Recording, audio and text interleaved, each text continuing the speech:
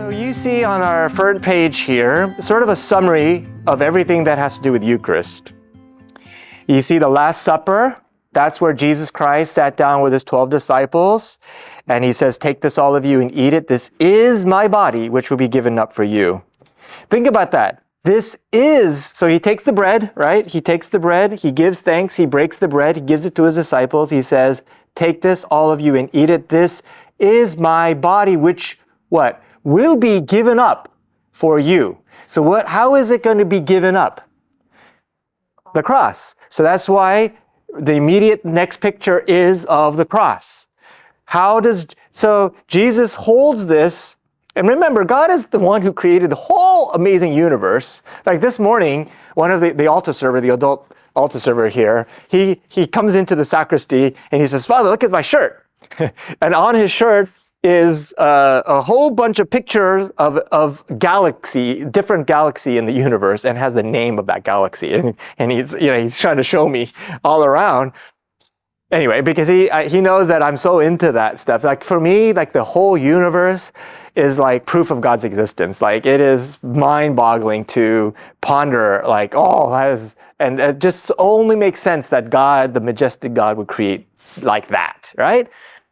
What was my whole point? Oh yeah, that whole universe, if he can create that, he can make himself present to us in the Holy Eucharist. I mean, God is God, right? Okay.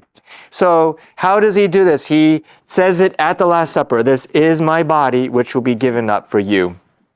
How does he give it up? It gives up on the cross. So now there's an intimate link right away between the Mass and the cross.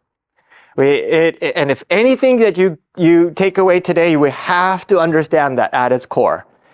Mass and the cross are one and the same. Mass and the cross is the same movement of love. It is the same thing. When we do Mass, we enter into the love of Christ on the cross. Just like Jesus Christ, now Jesus is above time, right? Jesus is above time. So his love penetrates the past and the present and the future. God is above all of that. So this act of love that saves us is above time. And therefore, whenever we celebrate the Mass, we are entering into this same love that Jesus Christ expressed physically in Israel 2,000 years ago. But now that the beneficiaries of this cross, the witnesses of this, are not just the people standing at the foot of his cross like Mary and the disciple John and the soldiers who were sneering at him. It's not just for them, but this cross is now what we enter into today.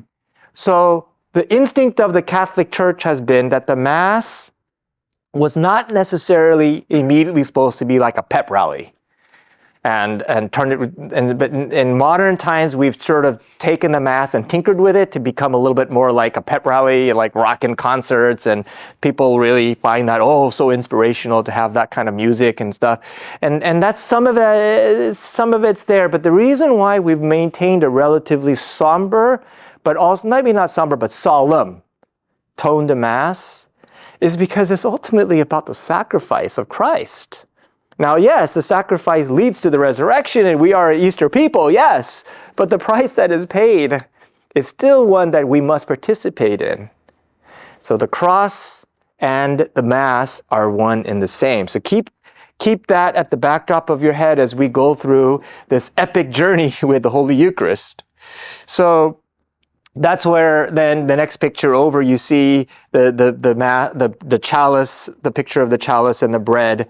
That same bread that Jesus used at the Last Supper is now the same bread that we have present in our Mass today. And so it's the same sacrifice of the body. So we see the picture of the Mass down there. You receive Holy Communion. There's also this prayer, the Eucharistic adoration. You see the two angels kneeling down before the Eucharist. There's that sense of the angels adoring Christ.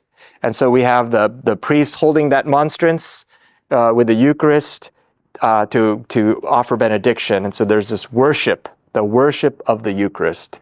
And this is something that we should say, If this is not truly the body, now right now this is not the body of Christ. Everybody knows that, right? Yeah.